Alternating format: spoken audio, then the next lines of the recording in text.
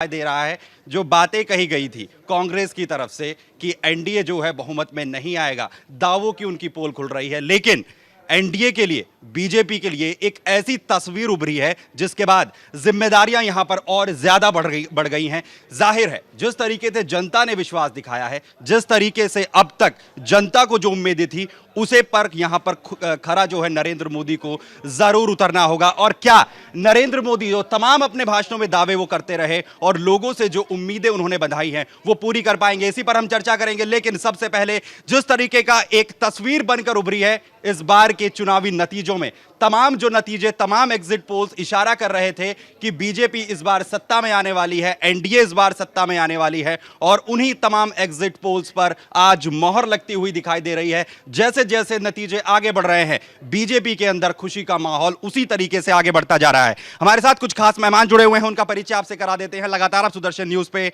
सुबह से ही नतीजों की सबसे बड़ी कवरेज देख रहे हैं। परवीन शंकर कपूर बीजेपी से हमारे साथ हैं और साथ ही साथ मयंक जैन वरिष्ठ पत्रकार हमारे साथ हैं। कुमार रामकृष्ण जी पॉलिटिकल ऑब्जर्वर, जो बताएंगे किस तरीके से आज के जो हालात बने हैं, क्या उनकी उम्मीद उन्होंने भी की थी। साथ ही साथ आरजेडी से अशहद अली साहब हमारे साथ हैं और रवि सतीजा जी कवि, जो अपनी आज कविताएं उन्होंने भी सुनाई और जिस तरीके से बीजेपी के लिए उत्साहवर्धन करते हुए आज वो नजर आए हैं, उनसे भी कुछ कविताएं और व्यंग्य हम जरूर सुनेंगे। लेकिन सबसे पहले परवीन कुमार साहब आपके पास आना चाहूंगा। जो नतीजे थे, लगातार तमाम एग्जिट पोल्स आप लोगों की जीत के दावे जरूर कर रहे थे, लेकिन इतनी अनएक्सपेक्टेड जो जीत आप लोगों को मिल रही है, पूर्ण बहुमत में कहीं ना कहीं बीजेपी आती हुई दिखाई दे रही है। 30 सालों के बाद किसी एक पार्टी को इतना बहुमत मिला है। जाहिर है जनता को उम्मीदें थी, आप लोगों ने उम्मीदें भी बधाई, लेकिन कहीं ना कहीं मानते हैं कि जिम्मेदारी बहुत ज्यादा बढ़ गई है। निश्चित तौर पे ये जिम्मेदारियों का ताज है, और मगर मैं ये मानता हूँ हमारे नेता नरेंद्र मोदी जी उसके लिए पूर्णतः सक्षम हैं।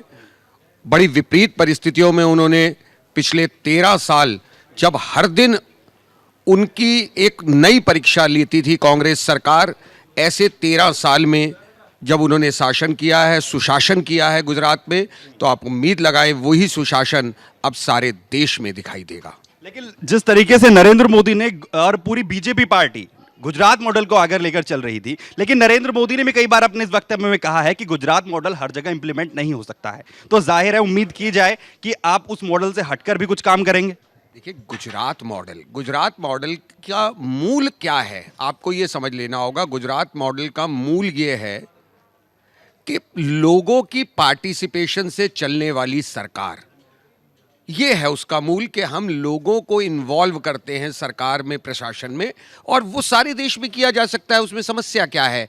और सबसे बड़ी बात जो अब इस शासन में देखने को मिलेगा वो ये होगा कि जिस तरह गुजरात पिछले 13 साल से दंगा रहित है, हमारी सरकार की जहां भ्रष्टाचार से मुक्त शासन देना एक प्रायोरिटी होगी, वहीं दंगा रहित उत्तर प्रदेश बनाना, दंगा रहित बिहार बनाना, दंगा रहित महाराष्ट्र बनाना, ये अब हमारी प्रायोरिटीज होंगी। तो प्रायोरिटीज यहां पर जरूर बढ़ गई हैं, और जिस तरीके से अभी पूरा मैंडेट मिल रहा है बीजेपी को, इसके बाद देखना होगा कि बीजेपी आगे इस पर आगे अपनी रणनीति किस तरह लेकर चलती है। जाहिर है अगर एक पार्टी के पास पूरा बहुमत नहीं होता है तो अक्सर ये बातें कह दी जाती हैं कि सहयोगी दलों के साथ लेकर चलना है, लेकिन जो काफी महत्वपूर्ण मुद्दे हैं, धारा 370, राम मंदिर मुद्दा, ये तमाम मुद्दे हैं, चलिए इस पर चर्चा करेंगे। लेकिन सबसे पहले आपको लिए चलते हैं, अमित शाह प्रेस कॉन्फ्रेंस कर रहे हैं, क्या कुछ कह रहे हैं सुनते हैं।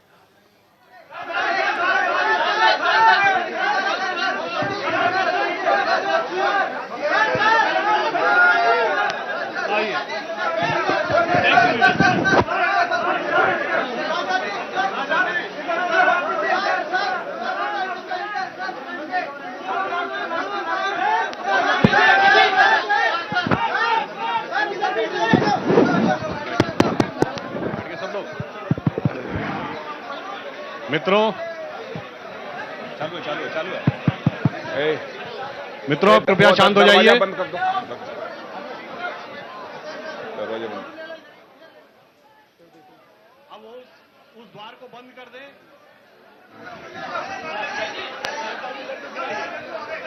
कार्यकर्ताओं से मेरा आग्रह है, कार्यकर्ता व्यवस्था में सहयोग करें, गेट पर कार्यकर्ता व्यवस्था में सहयोग करें, बाहर रहें।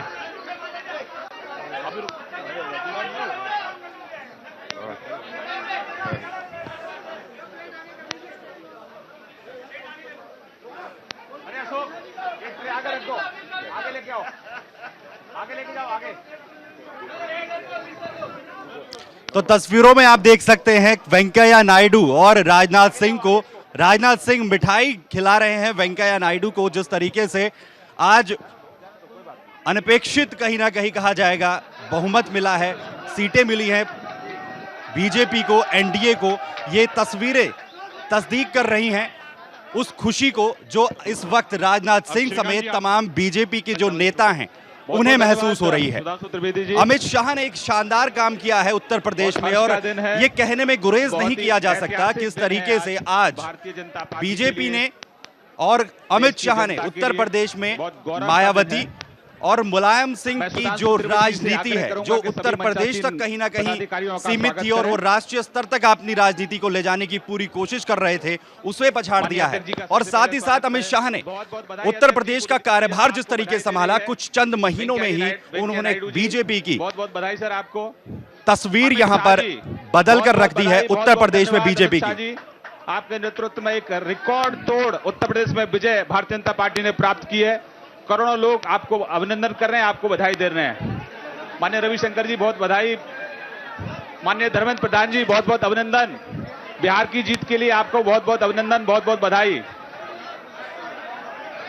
माननीय नड्डा जी, माननीय गहलोत जी, माननीय प्रकाश जावड़ेकर जी, मैं बंद कर दो। मैं स्टिल मीडिया के मित्रों से विनम्र आग्रह करूंगा कि व्यवस्था में सहयोग करें। स्टिल मीडिया के मित्र व्यवस्था में सहयोग करें और गेट को बंद कर दें। मैं आदरणीय अध्यक्ष जी से आग्रह करूंगा, गेट को बंद करो, गेट को बंद करो, बंद कर दो, बंद कर दो। सभी लोग शांति बनाए रखें। मैं माननीय अध्यक्ष जी से आग्रह करूंगा कि प्रेस वार्ता शुरू करें। माननीय अध्यक्ष जी, मैं माफी चाहूंगा अध्यक्ष जी, शंखनाद के बाद आप प्रेस शुरू करें। माननीय अध्यक्ष मित्रों, मैं प्रारंभ करता हूं।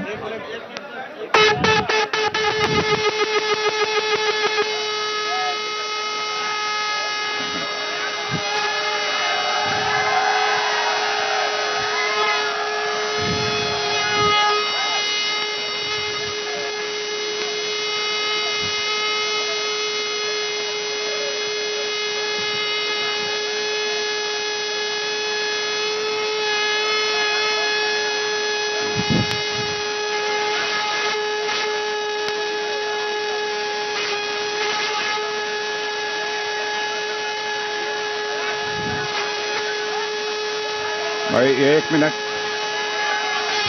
मैं करता हूं।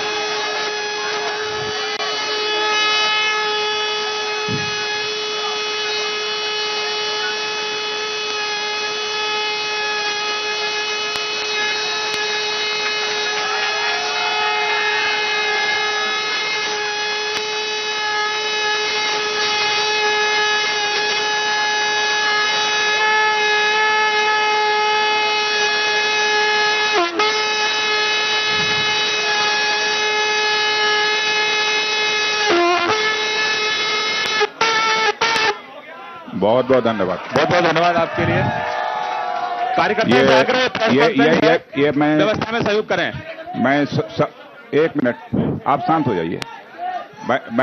मैं यहाँ जो भी कार्यकर्ता मौजूद हैं उन्हें इस बात की जानकारी है कि यह प्रेस कॉन्फ्रेंस है और इसलिए यहाँ पर कोई नारेबाजी नहीं होनी चाहिए। नंबर एक, कोई आवाज नहीं निकलनी चाहिए और सामने प्रेस के लोग बैठे हुए हैं। रुक जाए, प्रेस के लोग बैठे हुए हैं। मैं आप सभी कार्यकर्ताओं से ये अपील करता हूं कि धीरे धीरे करके आप सभी कार्यकर्ता बाहर चले जाएं। जो प्रेस के लिए अपेक्षित हैं केवल वही लोग यहां पर रहेंगे। दरवाजा खोलिए, धीरे धीरे सबको बाहर जाने दीजिए। चलिए, मैं बाहर आ जाता हूं, फिर वहां पर नारेबाजी होगी, सब कुछ होगा। प्रेस कॉन्फ्रेंस में ऐसा नहीं होता है। चलिए, सबको बाहर निकालिए, धीरे धीरे बाहर हो जाइए, कार्यकर्ता बाहर हो जाए। माननीय अध्यक्ष जी आपसे आग्रह कर रहे हैं और आप बाहर हो जाइए, बाहर जाइए, तो बाहर हो जाइए। कार्यकर्ताओं को धीरे धीरे व्यवस्था में आप सब व्यवस्था में आप सहयोग सभी करें। पार्टी के कार्यकर्ता है, आप सब डिसिप्लिन्ड कार्यकर्ता हो, मैं जानता हूं। चलिए, आइए, बहुत अच्छे, बहुत अच्छे, बहुत अच्छे, बहुत अच्छे। स्टिल के मेरे मित्र बैठ जाएं प्लीज। स्टिल फोटोग्राफर नीचे बैठ जाए, स्टिल फोटोग्राफर, स्टिल नीचे प्लीज, थोड़ा नीचे बैठ जाइए। थोड़ा किसी को अंदर मत घुसने दीजिए, चाहे कितना भी बड़ा कोई आदमी हो, अंदर मत घुसने दीजिए। स्टिल चलिए सब स्टिल के मेरे मित्र प्लीज थोड़ा पीछे व्यवस्था में सहयोग करिए, आप नीचे बैठ जाइए प्लीज। चलो हाँ, और सभी लोग सामने कोई न रहे, बैठ जाइए।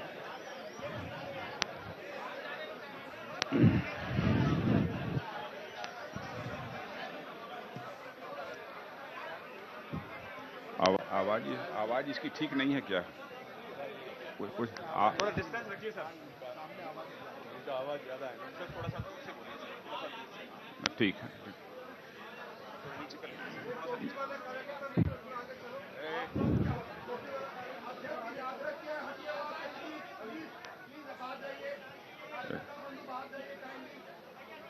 चलिए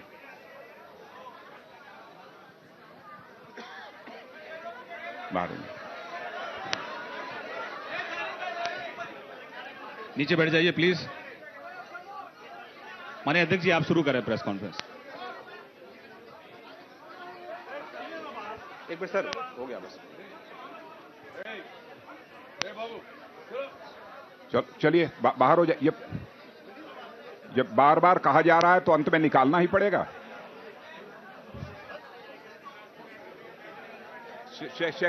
सिक्योरिटी अंदर मत घुसने दो।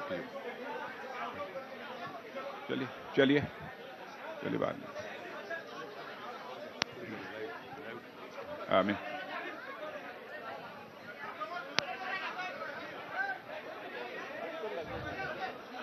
मित्रों, बस silent please keep silent please keep silence. शिल कुमार जी,